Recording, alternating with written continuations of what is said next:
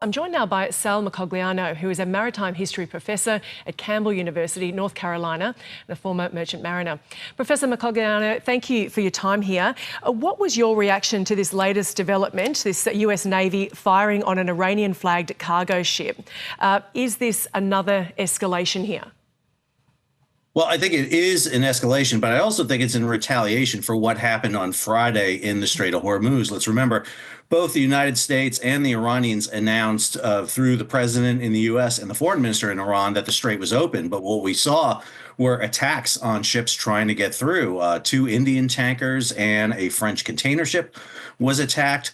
So definitely, I think it's part of this incremental increase as we get closer and closer to the U.S. and the Iranians meeting with each other in Islamabad. Why would Iran have sent this ship through the blockade?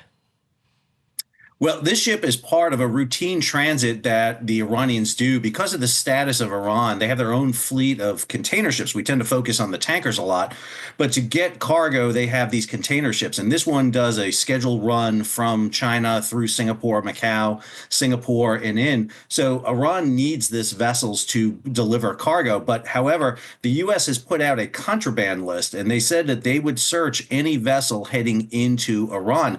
This could be problematic. However, searching a container ship involves having to offload the container ship, and this ship is carrying probably somewhere in the range of 2,000 containers. Iran has accused the US of violating the ceasefire. Have they? Well, I think the ceasefire between the U.S. and Iran, as they knew it, was really referring to the bombing campaign against Iran and then Iran's retaliatory strikes against shore-based facilities. It seems as if both U.S. and Iran view the water as almost like a neutral zone where they can do what they want. And so it's very lawless, I would say, right now what's happening. Both Iranians and the U.S. have now attacked shipping on the seas. With the people that are on the ship, what happens to them now? Are they prisoners? Will they be freed? Do we know?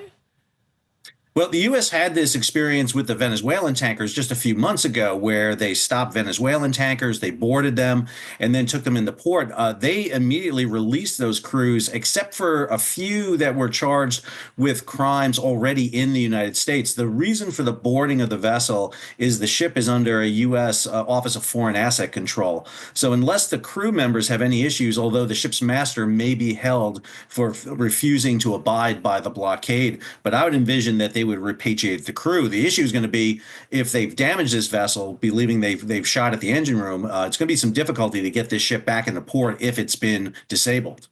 What about sea mines in the Strait? Are they there? Are they being removed? Well, the thing about mines, Gemma, is you don't need any mines at all to create the doubt of mines. I mean, that creates the minefield without one mine in it.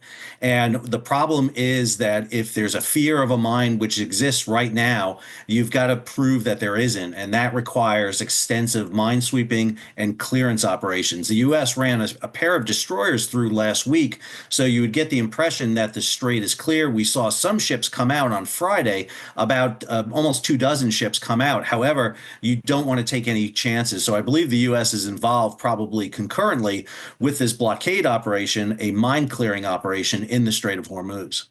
Do you think the Strait of Hormuz can return at some point to how it was operating before this conflict? I think one of your last reporters really hit it on the head when they talked about the fact that if there is a ceasefire tomorrow in the Strait of Hormuz, many shipping companies and many consumers who buy goods from the Strait may look at different alternative routes because they don't want a chance for the Iran War Part 2 to break out and all of a sudden their ships, their cargo, and more importantly, their supply chain is disrupted. So I'm not exactly sure we get back to pre-February 28 levels, even with a full ceasefire in place. Sal Mercoliagno, a maritime history professor at Campbell University, North Carolina. Thank you so much for speaking with us today. Oh, thank you for having me. Have a good day.